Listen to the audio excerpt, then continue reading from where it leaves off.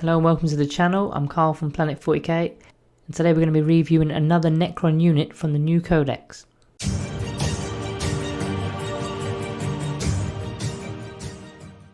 So we're going to be taking a look at the Chronomancer today, another new HQ option. He comes in at 4 power or 80 points. He's a cryptek and he has the fly keyword. So let's take a quick look at his stats. Movement 8 inch, weapon skill 3+, ballistic skill 3+, strength 4, toughness 4, wounds 4, attacks 1, leadership 10 and a 4+ save. So he's a tad quicker than the other 3 crypteks, but the rest of the stats are pretty much the same as the others. So he comes equipped with an Aeon Staff and Chrontendrils. So firstly, the Aeon Staff is both shooting and melee. So the shooting part of the weapon is 18 inch, assault D3, strength 5, minus 2 AP and 1 damage. Also got the blast keyword, and on top of that, each time an attack is made with this weapon, invuln saving throws cannot be taken against the attack. So it kind of matches the other cryptek's weapon loadouts here, although this one's got a D3 shots as opposed to 3. It's a decent enough strength, so it should be wounding infantry models on a 3 or a 4 at worst, but the saviour of the model is the 2 abilities, one being blast, which is very handy against those medium to large size units, and also no invuln saves can be made against this weapon, so it's pretty nice when you're pairing it with the minus 2 AP modifier as well. The melee side of the weapon is strength user, so that's strength 4, minus 2 AP and single damage, and again there's no invuln saves against this weapon. The only problem with this is they only get one attack like all the other crypteks, just one attack, and it's ballistic skill 3 at strength 4, so the odds aren't really in your favour there, and if you're going against a unit with an invuln, then the likelihood is you're just gonna lose your Chronomancer in combat anyway, so I just avoid being in combat with him full stop. You can replace this weapon with an Entropic Lance free of charge. This is another ranged and melee type of weapon, so we'll go through that as well. So the range is 18 inches, it's assault 1, strength 8, minus 3 AP, and damage is D3 plus 3. So the strength 8 is great. It's a nice little perk to have in your army as it doubles up against your standard toughness 4 infantry, and it also only requires a wound roll of a 3+ to hurt those standard vehicles too. And this weapon is definitely going to be your weapon of choice. I'd really be using this one to go against those vehicles anyway, and it's got that minus 3 AP as well, which isn't leaving much room for a save. And then the damage being D3 plus 3, so a minimum of 4 damage, a maximum of 6. It's not a guarantee that you hit or wound on it, but if you do, it's pretty good. The melee side of it, strength user against a strength 4, minus 3 AP and 3 damage. Again, it's only one attack here, guys. I know it's minus 3 AP and 3 damage, and I know the shooting side of the gun is only one shot, but in melee you're going to get hit back, so there's a lot of dangers within the game that are going to sort you out, especially when you're a weak HQ model. Although this cryptek does have an invuln save, so you'll see that in a minute anyway. So the other weapon that it does come built in with is the Chrontendrils. It's a strength user again, so strength 4, no AP and 1 damage, but each time the bearer fights it's an additional 3 attacks. It's only going to hurt weak things, weak screens, orc boys, cultists, bugs, you name it, things like that. It's not going to do a lot. Again, ballistic skill 3 as well. Okay, so let's move on to the abilities. It's got the standard cryptek abilities of living metal, command protocols and dynastic advisors. If you don't know what these are, just go back and check out the video of the Technomancer. I'll leave a link in the corner there for you.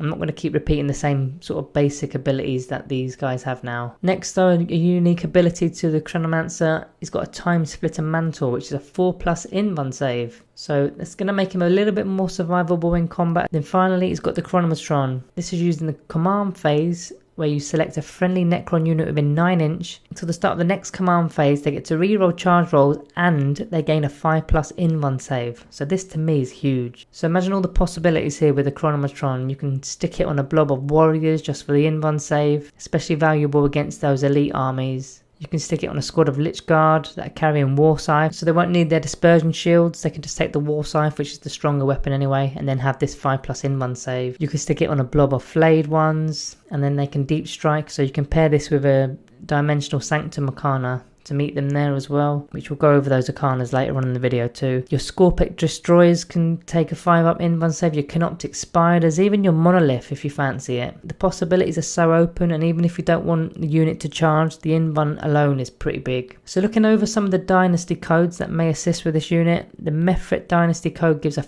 +3 inch to your range, so I'm thinking about that strength 8 lance. If you use it, it's going to make it a 21 inch ranged lance, and at half range it becomes a -4 AP weapon, so it buffs that weapon quite nicely. The Zwalkan Dynasty lets you ignore mortal wounds on a 5+, which is okay, but you can also reroll 1 wound roll for the unit.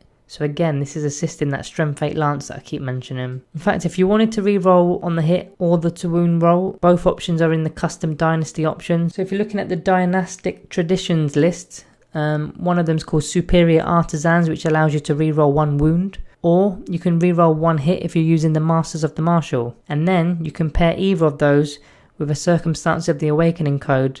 So at a glance you can use the Healthy Paranoia, again adding 3 inch to your range of your weapons, or the overwhelming favourite in the codex, which is Relentless Expansionist, which lets your whole army do a 6 inch scout move after deployment but before turn 1. So this can get them into a better range or bait your opponent into badly deploying. Then you're just simply moving 6 inches into cover or into terrain. You're doing the army wide as well. So in terms of the Arcana, there's a Chronomancer only Arcana called Countertemporal Nanomines, which happens in the shooting phase. You select an enemy unit within 18 inch, and until the start of your next turn, this unit's advanced rolls and charge rolls are halved. This Arcana costs 30 points or 2 power level.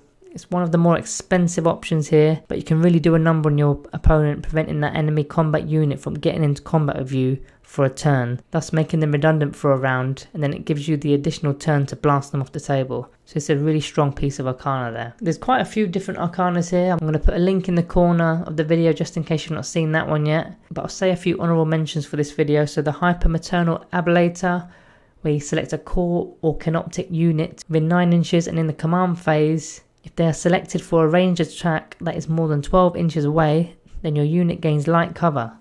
So your warriors are gaining a 3+ save on top of that potential 5+ invuln from earlier. Or maybe your spiders and doomstalkers are gaining a 2+ save. Lots of good little options for you with that Arcana, and it costs 25 points or 1 power level. The Dimensional Sanctum, as mentioned earlier in the video, which gives the Cryptek Deep Strike. It's nice for only 15 points or 1 power. You can meet another unit in a more advanced location on the battlefield, such as flayed ones, and then give them a 5+ invuln save. Although watch out, as you hand this invuln save in your command phase, so if you've just used your Deep Strike ability, you'd now be in your movement phase. So you'd be using the ability on the next turn, on the next command phase. So just watch out for that one, because they'll have a turn without that invuln. Taking a step over to the stratagems now, so there's a nice little one for you, especially for that Strength 8 Lance to go off. It's a battle tactic stratagem called Techno-Ocular Targeting. So before making the wound roll, pop this stratagem for 1 CP and it auto wounds. Pretty straightforward. And you know, if the target has no invuln save, then you're going to be getting a minimum damage of 4 straight off the bat for just 1 CP. Resurrection Protocols is another one. This is going to be in all the Cryptek videos because all the Crypteks can do it. So if your Chronomancer dies, pop this stratagem for 1 CP, and on a 4+ of a dice roll, you stand your Chronomancer back up on D3 wounds. And you do this at the end of the phase. So this could be huge if you really need those buffs from the Chronomancer on your next turn. It could keep them alive and keep him buffing other units. Overall, the Chronomancer is a really good buffing unit, even though he has some drawbacks, just like the other Crypteks being Strength 4 and Toughness 4. At least he's got the 4+ invuln save, so this is quite a huge help in his survivability. So I do think the Chronomancer is pretty good just for that invuln alone, to be honest. But if you wanted to grant a reroll to charge rolls, there's so many units that will benefit from that.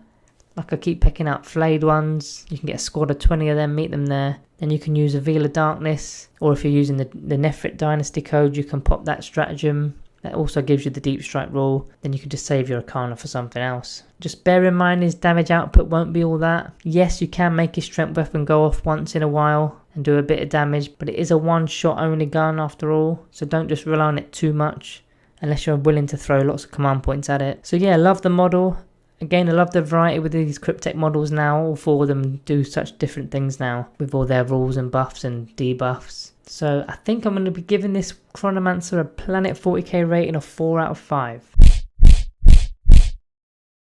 Now I would tend to lean on the side of a 3.5, but that built-in invuln and the Strength 8 weapon just gives it a bit of an advantage against those other Crypteks.